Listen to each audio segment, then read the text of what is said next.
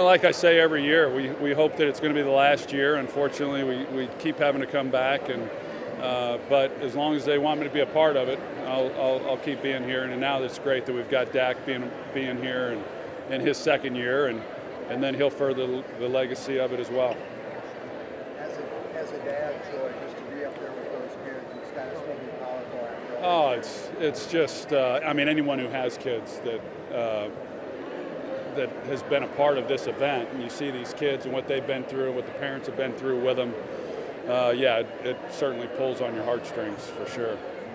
Troy, what does it mean for you and Dak just to be able to be a part of this together and to share that? Yeah, I'll say this, that number one, I miss Roger because I was just telling someone it's the one time a year, this, and then at the gala where I knew I was going to get to see him, and I usually saw him more than that, but Roger's such a special friend to me and has been for such a long time. And I loved co-chairing it with him, and now to be able to do it with Dak is awesome as well. And he's cut from the same cloth. He wants to get back to the community. He's going to be here a long time, and the fact that he made this a priority and said yes right away says a lot.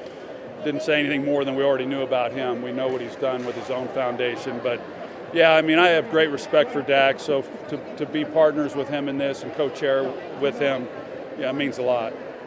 You talk about the legacy, just the symbolic nature of some of these franchise quarterbacks all being a part of this, and is this something you'd like to see kind of going into the future when you're not part of this? Well, I hope, yeah, and I think it will be. And Rodgers, like he has on the football field. Rodgers been the standard.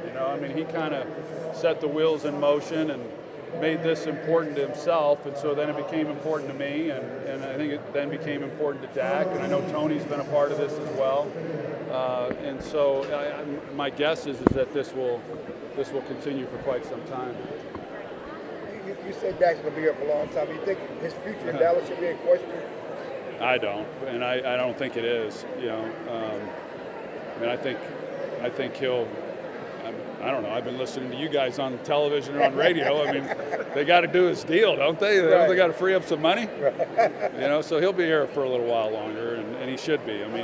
He's proven he can play at a high level, and I know that they've come up short as a team in the last few years, but he's been a great player in this league, and his best years are still ahead of him. As a player, what would your views have been playing for a head coach going into the last year of his contract? Sometimes I hope that had happened. Yeah, I don't know. I don't think it matters too much. I really don't. There's not many, whether it's players or coaches. I just don't think there's many that want to go elsewhere. So I think that's a benefit for the organization that they're able to allow players and coaches to go into their last year and put a little pressure on them, and I don't think that's necessarily a bad thing. It's not ideal, but I don't think it's much of a factor going into this season. I really don't. How much on the quarterback winning in December or winning in the playoffs, winning in January? Too much criticism on Dak of not being able to get it done, or how do you look at that? Yeah, I just as someone, hey, I benefited from the success that the teams that I was a part of, in January. So I understand it. There's two sides of that coin, but until you do it, there's always the questions as to whether or not you can. I do think this last year is going to be a year that the organization and the players, everybody involved, looks back on and feels that they really missed an opportunity. And I think there's been some of those in the last 20 years when they've been the number one seed, but the way the year ended for them to be the number 2 seed, I really thought that they would be in the NFC Championship game. I'm certain they thought the same thing. Nobody cares what my plans were, but I didn't make plans because I'd planned on going to San Francisco and watching that game. But that was a missed opportunity, and you just don't know how many more of those you're going to get. So the criticisms are real. They're going to continue to get louder each year that they come up short, just because the amount of time since they last were able to get to the championship game. Troy, there's a lot about culture, and it's an issue in Dallas. Some of your travels across the league. How do you view the Cowboys' culture compared to the other teams you see during the year? Well, I'll be honest. It's hard. It's hard for me to answer that because I'm not in that facility.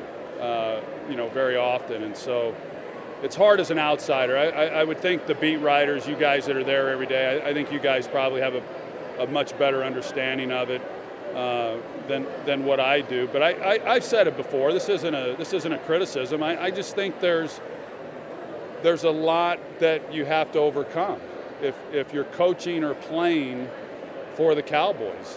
There are distractions. There's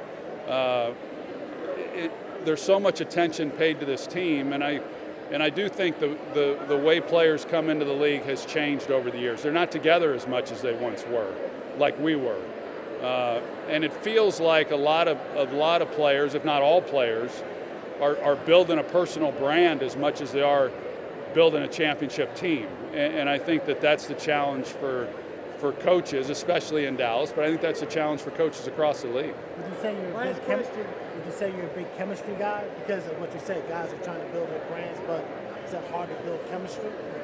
Well, I think it's harder because I think you forge your bond, in the off season and in training camp, and again, nobody cares about when I played, 30 years ago, but we went through training camp one year. We went two-a-days for I think 4 weeks. We didn't have an off day, and there was almost a mutiny when Jimmy was coaching the team, and but with that, you bond in misery and you bond through tough times, and there's a reason why the Navy SEALs go through what they go through, and so you don't get those opportunities the way that you once did, and I think that's what makes it challenging. But all the teams are doing it. There's still a Super Bowl winner. There's still teams making it to the championship game, so you can't use that as an excuse. But it has become, I think, more challenging compared to what it once was. Thank you, Troy. Thank you, Dandy. Thank you.